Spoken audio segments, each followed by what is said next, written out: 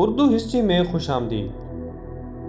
ناظرین کرام، جہاں دنیا نے دن بدن ترقی کی اور نت نئے شہر بسائے، وہیں کچھ شہر ایسے بھی ہیں کہ جن کی وقت کے ہاتھوں تباہی اور ویرانی نے ایسی پراسراریت اختیار کی کہ جس کی داستانیں جا بجا بکھری پڑی ہیں۔ آج کی یہ زیر نظر ویڈیو بھی ایسے ہی ایک زیر زمین شہر کے بارے میں ہے جو جنات کے شہر کے نام سے موسوم ہے، اور ماہرین اسے اہرام مصر سے بھی زیادہ پراسرار مانتے ہیں۔ تاہم ویڈیو میں آگے بڑھنے سے پہلے چینل پر نئے آنے والے معزز دوستوں سے گزارش ہے کہ چینل کو سبسکرائب کر لیں اور ساتھ موجود گھنٹی کے بٹن کو دبا دیں تاکہ اس طرح کی معلوماتی ویڈیوز آپ کو بر وقت ملتی رہیں۔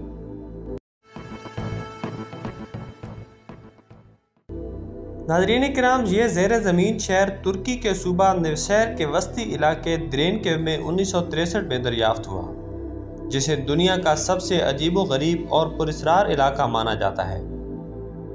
نصف صدی گزرنے کے باوجود ماہرین اس شہر کی پراسراریت سے پردہ نہ اٹھا سکے۔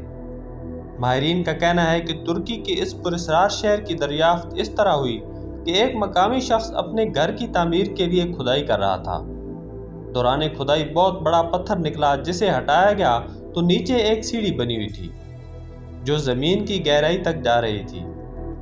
اس شہری کو خود اس سیڑھی کے اندر جانے کی ہمت نہ ہوئی تو اس نے مقامی حکام کو اس کی اطلاع دی، جنہوں نے اس شخص کو دوسری جگہ زمین الاٹ کر کے اس جگہ کو اپنی تحویل میں لے لیا۔ بعد میں جب تحقیق شروع ہوئی اور مقامی ماہرین سیڑھیوں سے نیچے اترے تو ان کی حیرت کی اس وقت کوئی حد نہ رہی جب انہیں ایک وسیع و عریض شہر دیکھنے کو ملا۔ اس شہر کی دریافت کے بعد اب تک اس پر تحقیقات جاری ہیں۔ درینکیو کا زیر زمین شہر ترکی کے جس صوبے میں واقع ہے، اسی صوبے میں کبھی ماضی کی معروف اناطولیہ سلطنت واقع تھی۔ ماہرین کا کہنا ہے کہ درینکیو ایک حیرت کدہ ہے۔ جدید تحقیق سے یہ بھی معلوم ہوا ہے کہ اس شہر کو 7ویں صدی قبل مسیح میں تعمیر کیا گیا۔ اس شہر میں سطح زمین سے 11 منزل نیچے تک بھی عمارتیں موجود ہیں۔ سب سے نچلی منزلیں 85 میٹر گہرائی میں واقع ہیں۔ اس متروکہ شہر سے لائف سٹاک، استبل، عبادت خانے، گودام، مارکیٹیں اور شراب کی فیکٹری بھی موجود تھی۔ اس شہر کے باسیوں نے زندگی کے تمام لوازمات کا بھرپور طریقے سے اہتمام کیا تھا۔ ہر منزل میں چھوٹے چھوٹے عبادت خانوں کے علاوہ ایک مرکزی عبادت گاہ بھی تھی جو سیڑھیوں سے نیچے جاتے ہوئے دوسری منزل پر بنائی گئی۔ ماہرین کا کہنا ہے کہ 35 سے 50 ہزار افراد منظم طریقے سے اس شہر میں رہائش پذیر تھے۔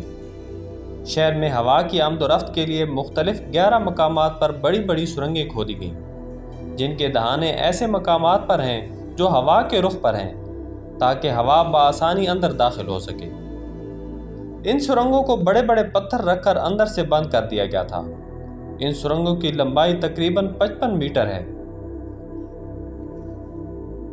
ان 11 بڑی سرنگوں کے علاوہ ماہرین کو 15,000 اور سوراخ بھی ملے جو ہوا اور روشنی کے لیے نکالے گئے تھے۔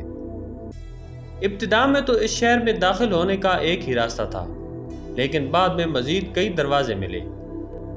ان تمام دروازوں کو 1 سے 1.5 میٹر طویل اور 30 سے 50 سینٹی میٹر چوڑے پتھروں سے بند کیا گیا تھا، جن کا وزن 200 سے 500 کلو گرام تھا۔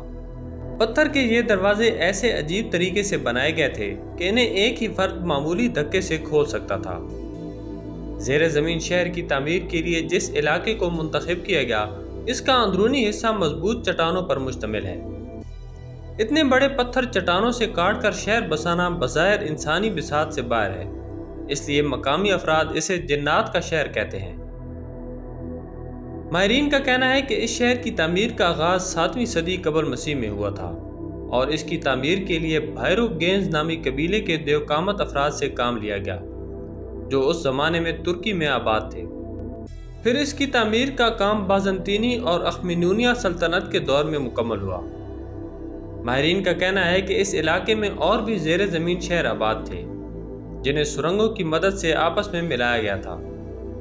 حالیہ تحقیق سے معلوم ہوا ہے کہ درینکیو سے مغرب کی جانب ایک اور زیر زمین شہر واقع تھا، اور اسے درینکیو سے 8 کلومیٹر طویل ایک سرنگ کے ذریعے ملایا گیا تھا جس کا نام کائے ماکلی بتایا جاتا ہے۔